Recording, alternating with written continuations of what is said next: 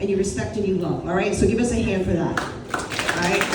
Coming up next is Caroline Bertoletti. She is from Boston. She's an up-and-comer, and I'm so psyched to call her my friend. Here she comes, Caroline.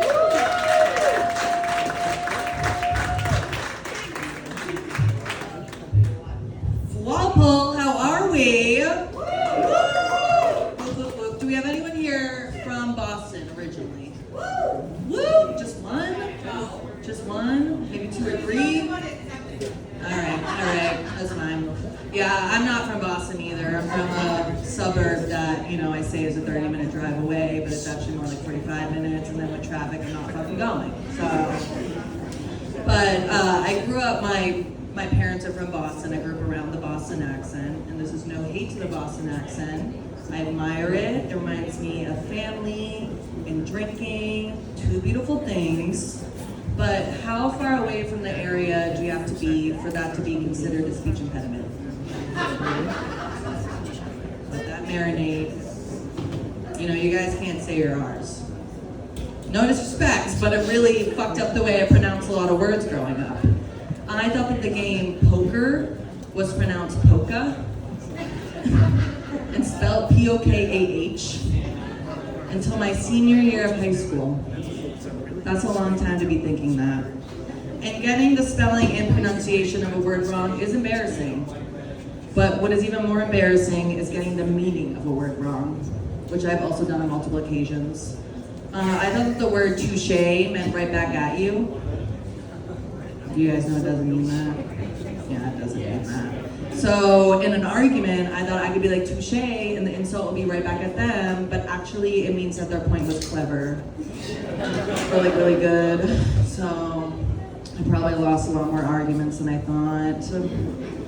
What's worse is the other way around. If someone complimented me, I thought saying touche was giving them the compliment back. Turns out it was me just being like, good point. You're so clever. The English language is hard though. Sometimes you just get a silent letter in a word. Just there for fucking decoration, I guess. Doesn't even need to be there. Thanks for that laugh. If you don't know shiitakes pronounced like that, you're gonna say shit cake. It's a setup. Herb? I said herb for a really long time because that's how it's fucking spelled. How would I know to say herb? Oh my God. I think that church is the best place to pregame before going out. It's all free. You get your blood flowing with all that standing up and sitting down. I say it's free, but you will burn in hell if you don't throw it all in that wicker basket. You know what I'm talking about?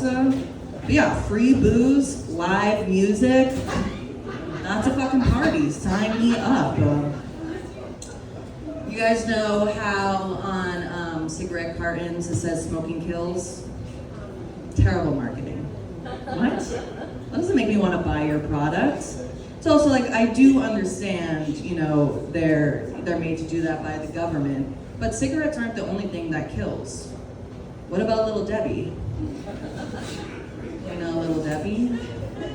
What's the #1 cause of death in adult Americans? Heart disease. What causes heart disease? Obesity. What causes obesity? Little Debbie.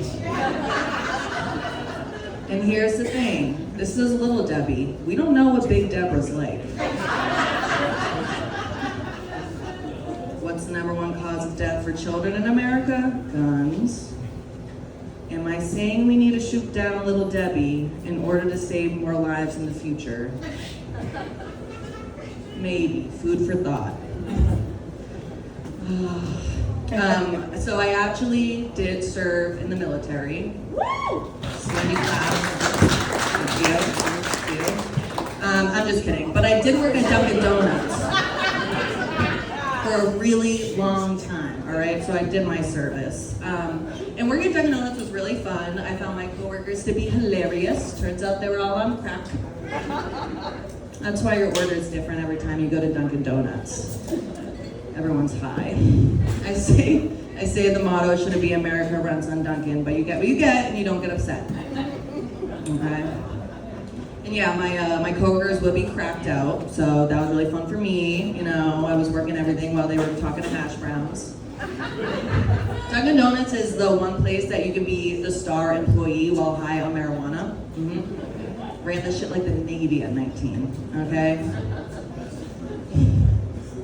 I had a lot of regulars. One woman would come in every day and get a small iced coffee with 10 creams and 10 sugars. Every day she would get this. Felt like I was part of an assisted suicide program. That shit will stop your heart. When I graduated college, I couldn't find a job. I still can't find a job, the market's terrible. If anyone's hiring, actually let me know, all right? I do marketing, thank you. But I was a substitute teacher, you know, because my town needed help. And I was like, all right. And the worst part about substitute teaching is all of it. Those kids give you no respect, okay? And the worst part about it was I realized how fucking dumb I am. I don't know if you guys remember the touche thing, but me and the first graders were learning what an adverb was at the same time. I was like, I knew an adjective and a verb. I don't know what the fuck that is. That's brand spanking new to me. I guess I learned in first grade. I don't know. And then I would teach, I did preschool to 5th grade. Preschool, I was like, I don't think I can have children. Damn. 30 screaming kids, oh my god, hell no. But they would have me teach, they would have me sub the 5th graders, and that's when they had me teach tectonic plates in long division. I did not sign up to be a college professor. That is far, far beyond my pay grade. No. You guys know how men will say the phrase, mostly men, that doesn't leave much room for the imagination on what you're wearing? We've heard this, ladies? Yes, yeah. That just implies you aren't gonna imagine me naked, which is sick, okay? Sick. I don't imagine people naked, just with tiny little top hats on. Yours is purple. You all have tiny little top hats on to me right now.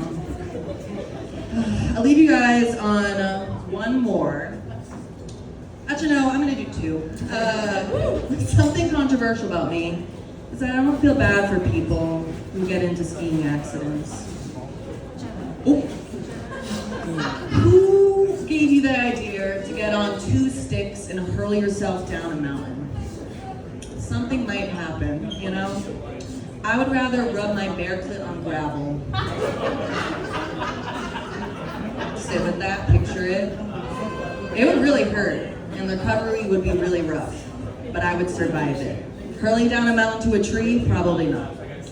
Something also controversial about me is that I do wear real fur. Because I have a cat and not a lint roller. You guys get it? All right. I'm Caroline Bertoletti. Thank you